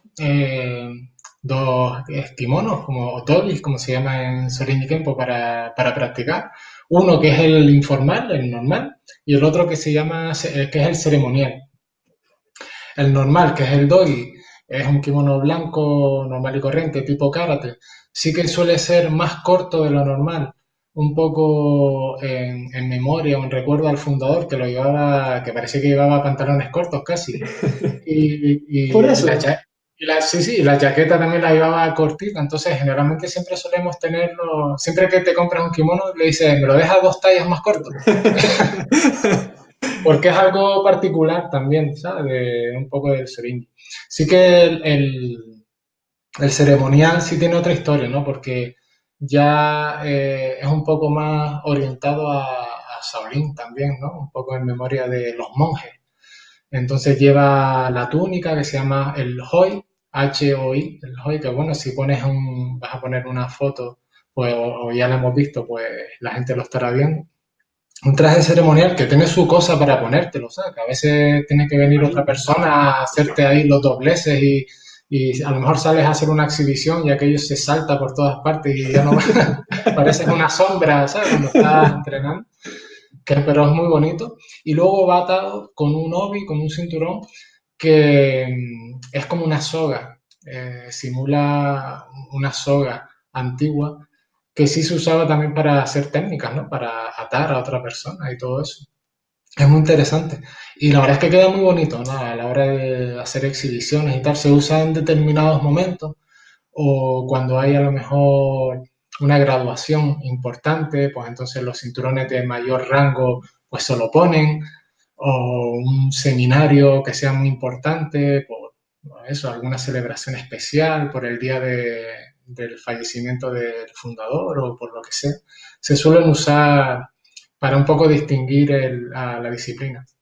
Pero sí, lo que quiere un poco simular o reflejar un poco es la vestimenta de los monjes. Y hoy en día es fácil, gracias a la globalización, conseguir ese tipo de equipamiento o sigue siendo un poquito complicado de conseguir. Todo es fácil. Haces un pedido a la tienda y lo tienes. Cuando comencé a practicar, claro, yo me considero una persona joven, ¿no? Pero cuando empecé a practicar, claro, para conseguir algo, llegó un kimono de Japón, ¿no? Y todo el mundo, llegó una revista que eran 2 hojas de centro escuela y todo el mundo ahí a sacarle. Claro, ahora no, ahora por internet. Quiero 3 kimonos ceremoniales. Pues a los 10 días, a los 15 días te llegan a casa. Qué bueno. Así que todo es así, el tema comercial y todo eso. Pero bueno, después ya está el valor que tú le des, como Sí, siempre, a la ropa que tú tienes y todo eso. Luego está la parte romántica, este kimono ceremonial me lo regaló el maestro tal, en el año tal, lo tienes allí guardadito y cosas de eso. qué bueno. Pero sí, le da como un toque, con lo que tú decías, un toque distinto, de distintivo a la disciplina y es bastante, visualmente, es interesante, ¿no? Que es atractivo. Y muchísimo. De hecho, al que le guste bastante la cultura japonesa, va a ver una estética muy distinta porque tiene esas influencias, ¿no? A mí me recordaba una mezcla entre monje Shaolin y monje sintoísta, ¿no? Es como Sí, sí, sí. un poco esa mezcla cultural y me pareció súper interesante, ¿no? Desde la primera vez que lo vi, me llamó muchísimo, poderosamente la atención. Entonces, pues bueno, me quería hablarlos simplemente bueno, hay cosas de las que salen un poco más del arte marcial, que son más puntuales, pero bueno, que hay que darle su valor. Y así que me gustaría preguntarte, Daniel, ahí, investigando un poco para hacer la charla, vi que ustedes tienen, no sé si es algo solo del Shorinji Kempo o es solo de sus escuelas, eso ya nos lo vas a comentar tú, pero vi que había un trabajo de mano vacía, que eso sí sé que en Shorinji Kempo es más normal o más extendido. Y después tenéis, ya digo, no sé si en vuestra escuela o en el Shorinji Kempo en general, un trabajo con armas. Vi un bastón largo, vi varias armas, ¿no? Entonces siempre hay las disciplinas que trabajan ambas partes, ¿no? Que trabajan mano vacía y que trabajan con armas. Hay esa dicotomía entre el alumno que le encantan las dos cosas, el alumno que solo le gusta una y odia la otra. Entonces, un poco que nos expliques qué armas trabajan ustedes, cómo las trabajan, cómo llevas tú a nivel personal, sientes amor, odio o es amor absoluto y cómo llevas, no sé si ocurre lo mismo, ¿no? Yo no he tenido esa experiencia en Shorinji Kempo, pero sí en otras disciplinas y veo ese amor-odio que es como, bueno, lo que hay. Pues sí, tenemos tres armas. Las armas son tradicionales del Shorinji Kempo y se trabajan en todas las escuelas.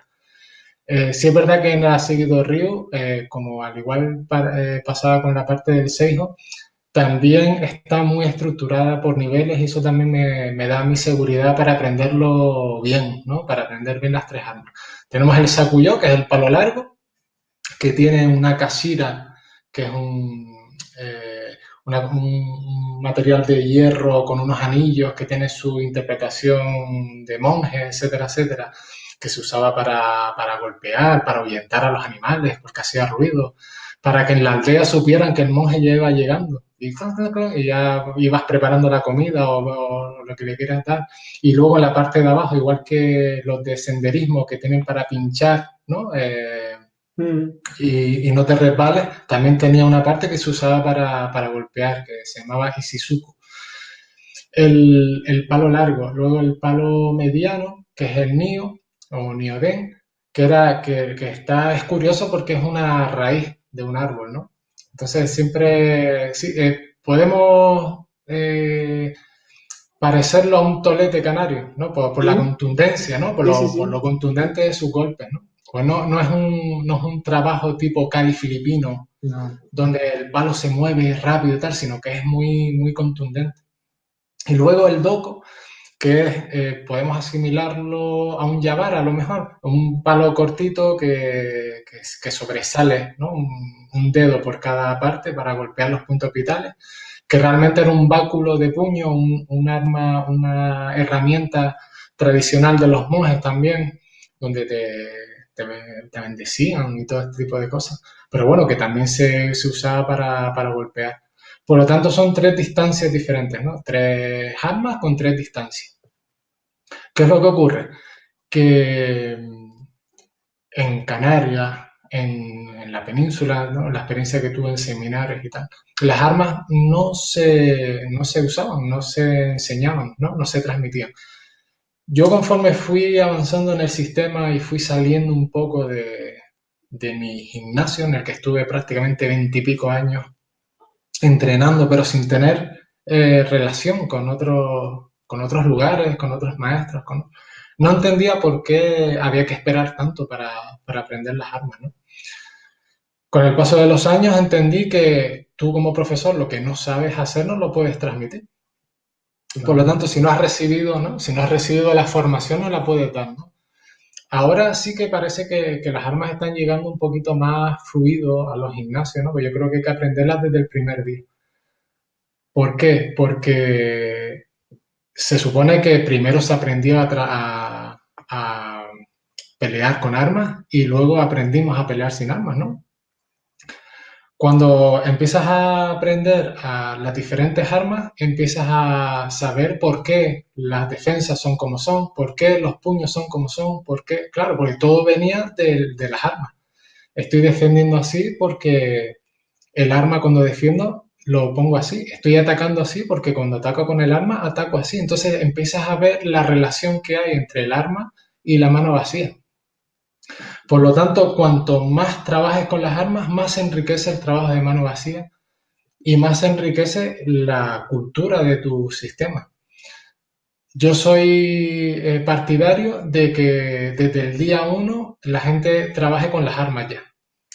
¿Vale? No hay por qué.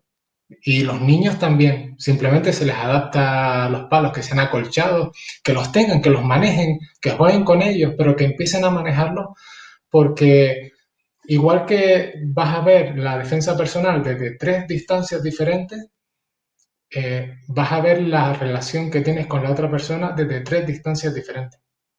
Por lo tanto, vas a generar una forma de compartir, una forma de relacionarte con los demás desde tres distancias que tú vas a poder controlar. Cuando tengo el saco yo, te tengo a 1,80 m de mí, ¿no? Entonces tengo que controlar el espacio que hay entre 1,80 m. Te tengo a 1,80 m siempre. La otra persona va a intentar romper ese espacio y yo voy a aprender a que no lo haga. Cuando tengo el palo corto estoy a unos 80 centímetros más o menos de ti. Por lo tanto ya hay un poquito más de peligro. Pero bueno, todavía te tengo... Cuando tengo el doco, no hay, te tengo pegado a mí. Entonces mis movimientos van a ser más cortos, van a ser más contundentes, más fuertes, más... Ya te tengo, has pasado la franja un poco, la línea roja, por así decirlo. Ya estás dentro, por lo tanto ya yo no puedo estar manejándote ni dándote un margen. Ya tengo que terminar ya contigo y terminar ya lo que estaba ocurriendo. Y yo creo que eso lo puedes extrapolar luego a tus relaciones fuera, ¿no? Al trabajo y a la familia, mantener a la gente que tú quieres en diferentes distancias. A la gente de confianza la tienes en la distancia corta, a los que confías, ¿no? Que son los poquitos. Pues a eso los tienes en distancias cortas, sabes que no, en ningún momento te van a traicionar. Luego tienes a un montón de gente, no un montón de gente, a un grupo de gente más o menos numerosa a una media distancia. Y luego tienes a un montón de gente donde tienes tú el sacuyo a un 80 que no los dejas pasar, pero que están ahí, que los mantienen.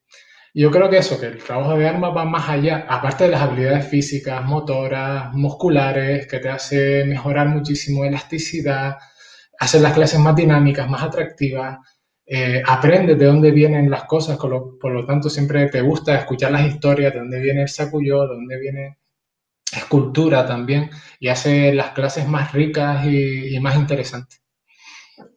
Pues genial, Daniel. La verdad que me gusta además porque el Shuriken Kempo además tiene esas, no solo el trasfondo detrás de cada arma, sino armas totalmente distintas a las que podamos ver pues, en Aikido, en el karate o kobudo, como lo queremos llamar, ¿no? El karate okinawense con sus armas. Entonces, son tres armas que, bueno, salen un poco de lo que quizás tengamos muchos que conocemos un poquito más las artes marciales japonesas en el diario, porque son muy distintas, ¿no? Entonces, y que hacen alusión pues a determinados periodos históricos, como siempre hemos hablado, asociados a la religión, a la cultura. Y un poco en ese camino vamos a ir con la siguiente pregunta, Daniel, ya que yo personalmente no soy un profesor que aborde estos temas, pero bueno, ya que te tenemos a ti, sí que me gustaría hablar un poco de pues, el Zen, la filosofía que hay detrás del Shorin Kempo, porque, como digo, cuando a ti se te presenta la forma de dar clase o como que quieres dar tú, tienes la opción de hablar de determinadas cosas y de no. Yo personalmente de estos temas no suelo tratar, y en podcast porque es algo que me gusta aprender, como extra, ¿no? Fuera del tatami. Entonces, Mm. pues ver cómo lo llevas tú, qué es para ti la filosofía que hay detrás de Shorin Kempo, que no tengo, intenté estudiar un poco, pero no tengo claro si es Zen del todo, si es budismo, si es sintoísmo, o qué rama filosófica religiosa siguen, ¿no? El fundador y por tanto se han más o menos mantenido, ¿no? Los descendientes. Bueno, la filosofía del Sorin Tempo se llama Kongo Zen, Zen del diamante, que le llamó Tosin-So, el fundador. Y es una filosofía que se aleja bastante de temas religiosos y que te pone los pies muy en la tierra, ¿no? Es una filosofía en el cual a la persona se la pone en el centro y a la que se le dice o se le oferta que tiene todas las posibilidades para crecer, ¿no? Por sí mismo. Eh, Intentas aprender que en ti están todas las respuestas, ¿no? Que tú eres el que puede hacer las cosas bien, tú eres el que puede hacer las cosas mal, tú decides al final hacia qué camino tienes que ir. En ese sentido, ellos nombran un concepto que se llama Dharma, que es el que se supone que te da la fuerza para hacer las cosas correctamente y para superarte cada día. En ese sentido, Dharma podría ser para una cultura católica cristiana, puede ser Dios, para otras personas puede ser Buda, para otras personas pueden ser la naturaleza, o para otras personas puede ser lo que uno tiene en el interior, ¿no? Que te da la fuerza.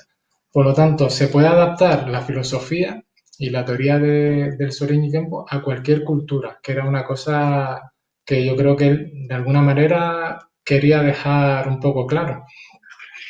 Puedes interpretarlo y llevarlo a tu terreno. Lo que está claro es que a nivel conceptual o estándar, el Dharma, como él llama, que es lo más importante, es aquella fuerza que tienes en tu interior que te hace ser una persona justa, una persona valiente, una persona buena, una persona que tenga en cuenta a los demás.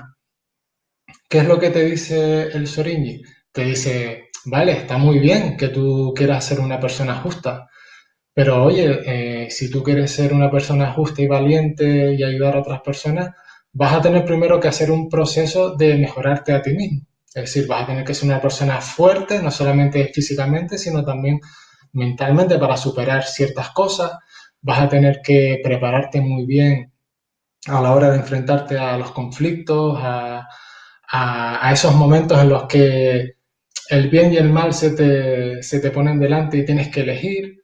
Vas a tener que ser una persona justa cuando tengas que a lo mejor repartir o cuando tengas que elegir entre tu familia o otro tipo de cosas, saber a quién realmente son las personas importantes o lo importante en tu vida.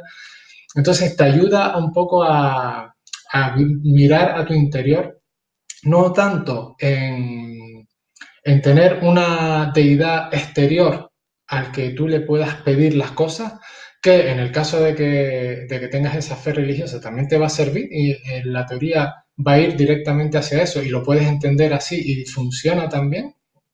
Pero bueno, realmente él te dice, esté fuera o esté dentro, tú eres el que va a tener que hacerlo, ¿no?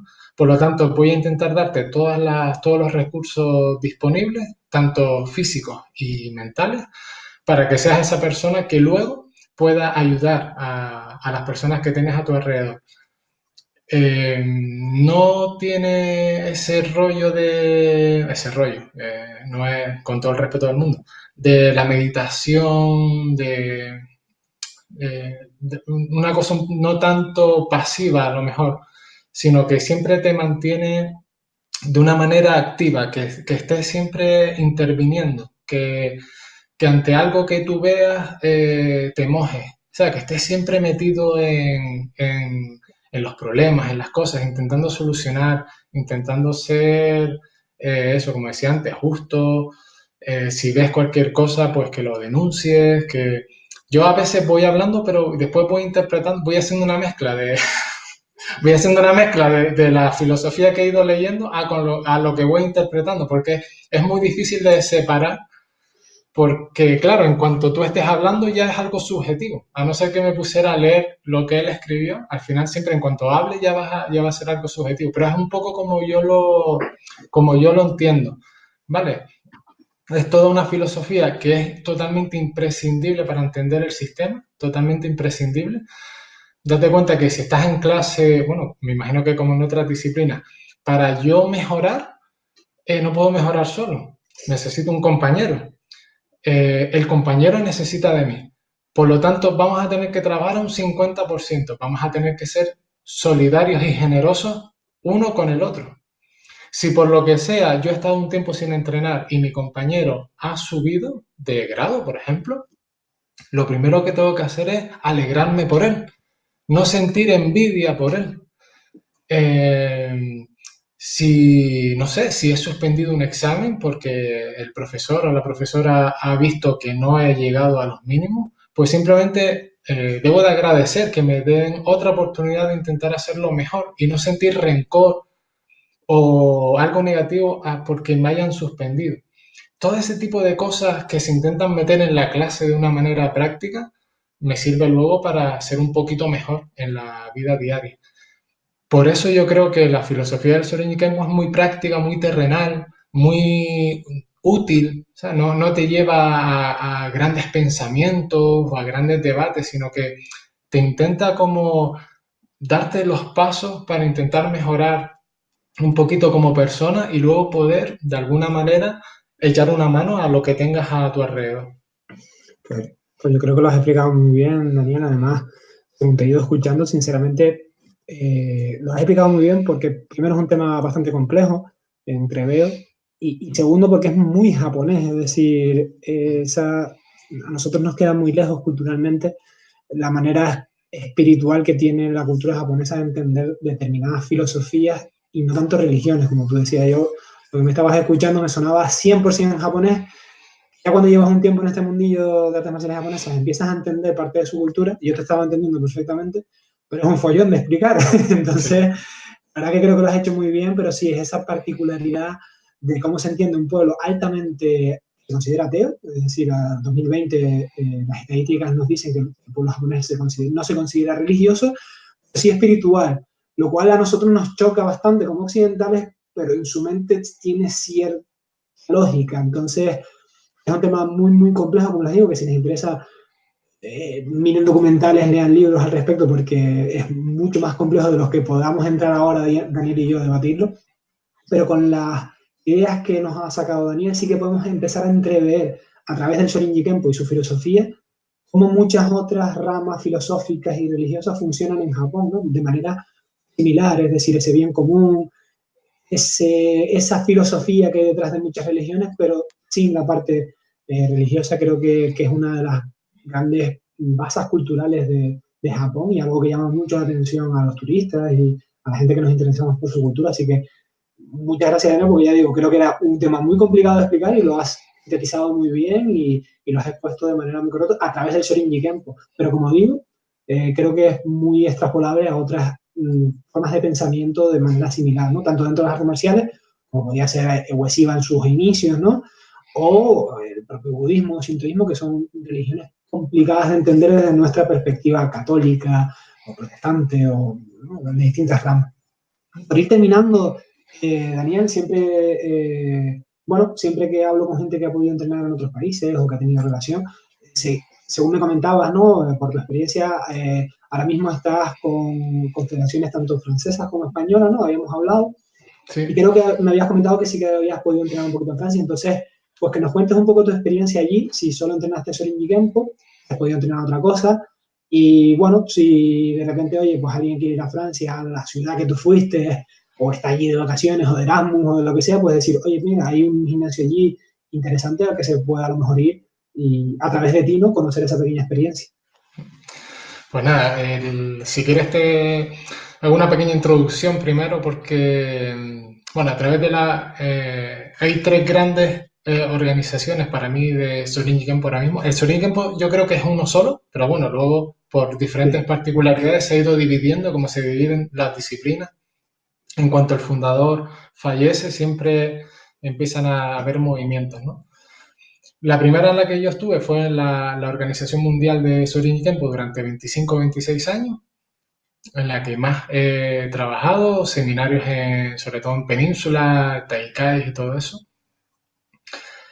Pero yo siempre quiero estudiar, aprender más. Entonces, hay maestros con los que quiero entrenar que están en otra federación y yo no me corto un pelo.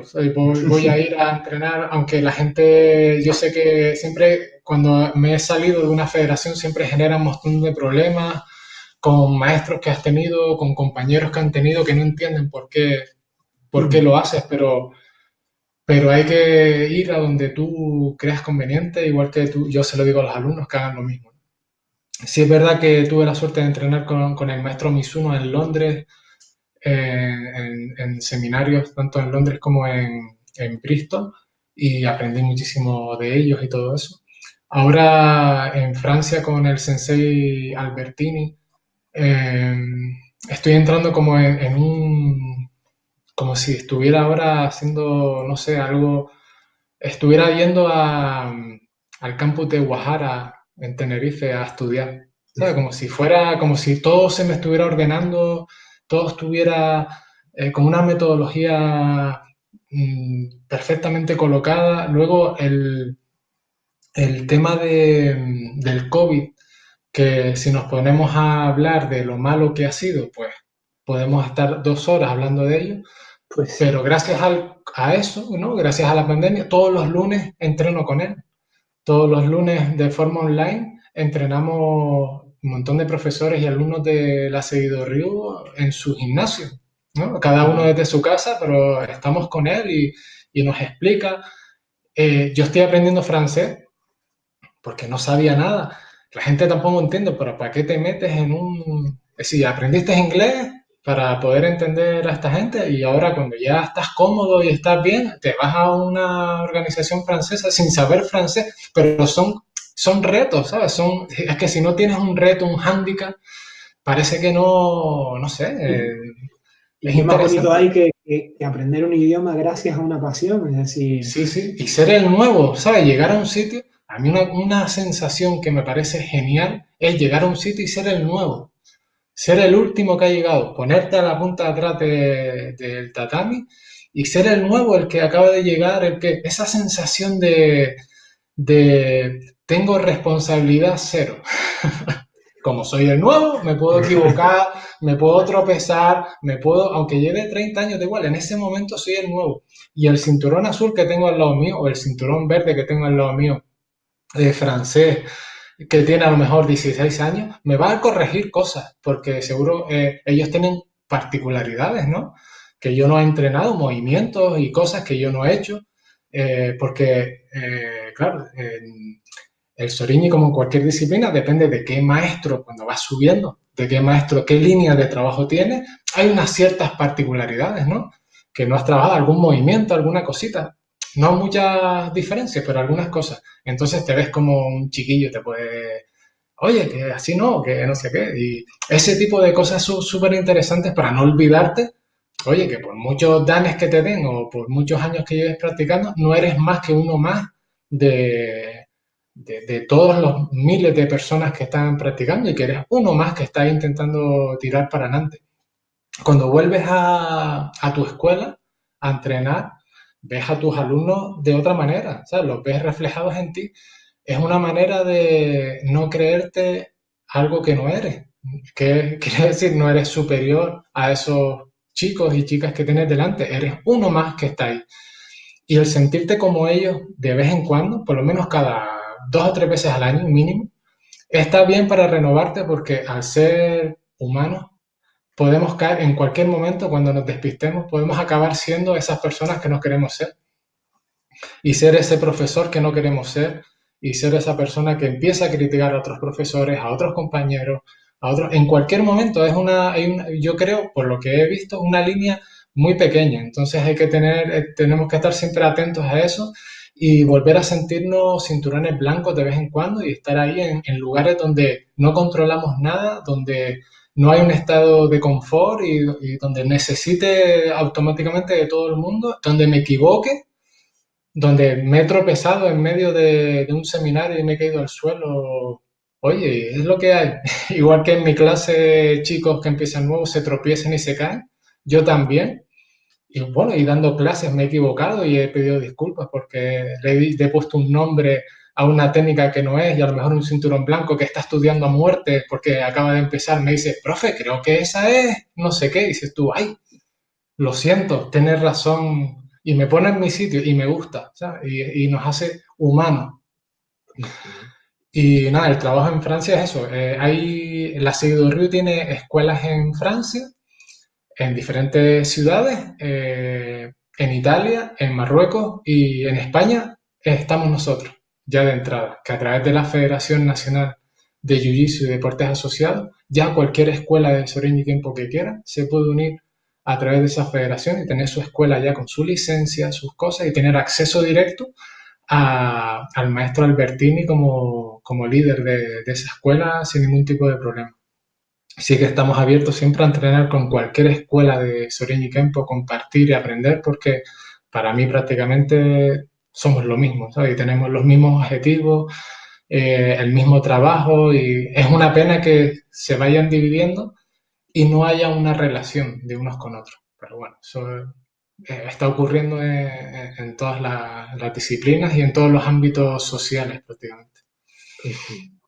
Pues se nos va acabando el tiempo, Daniel, pero bueno, antes de despedirnos, que me gustaría, como siempre, varias cosas, ¿no? La primera, si hay alguien a quien le quieras agradecer, o a veces es difícil, ¿no?, de conseguir patrocinio, pero bueno, si hay alguien que haya confiado en ustedes, o si, que nos comentes, pues, dónde estás dando clases, dónde te podemos encontrar. Como siempre, yo dejo abajo la información en YouTube, ¿no? Tienen los enlaces que me diga ahora Daniel, los tendrán debajo. Bueno, también eso, que nos expliques un poquito dónde te podemos encontrar, para que haya alguien en Las Palmas que quiera estudiar Sorin y Kempo. Nosotros ahora mismo estamos en el municipio de Valle Seco, en Gran Canaria.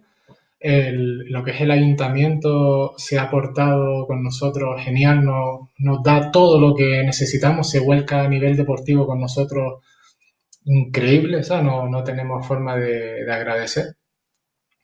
De momento estamos ahí dando las clases los martes y los jueves, algunos sábados también. Estamos empezando a hacer clases online. Estamos contactando con grupos de la península para intentar empezar a trabajar un poco conjuntos en esta aventura de la Federación Nacional. Y bueno, queremos simplemente hacer un trabajo normal y corriente, sin muchas más perspectivas de disfrutar, de aprender, de reunirnos con personas buenas, ¿sabes?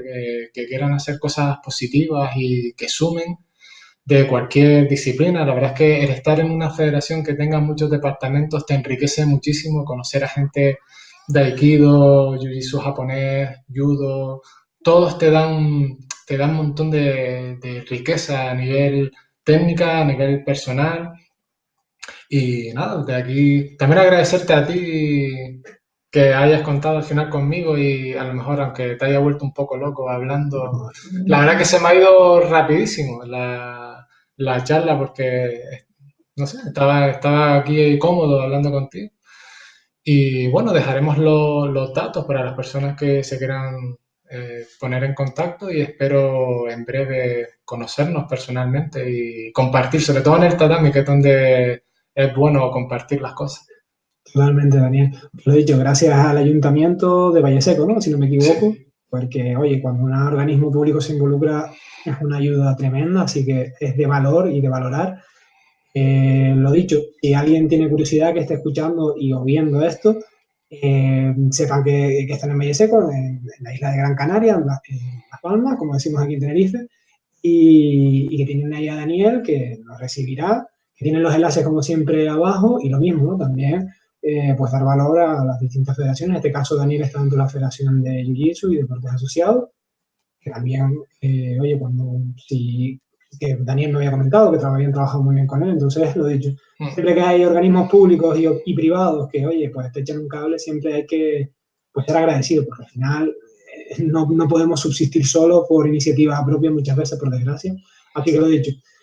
Ñiquem por Las Palmas, gracias Daniel por explicarnos un poquito, por invertir tu tiempo, también por explicarnos tu profesión y hablar de cosas súper interesantes. Me he hecho corto, como a ti. Sí, se ha hecho corto. Espero vernos en un futuro y un saludo enorme, Daniel. Venga, un saludo. Gracias.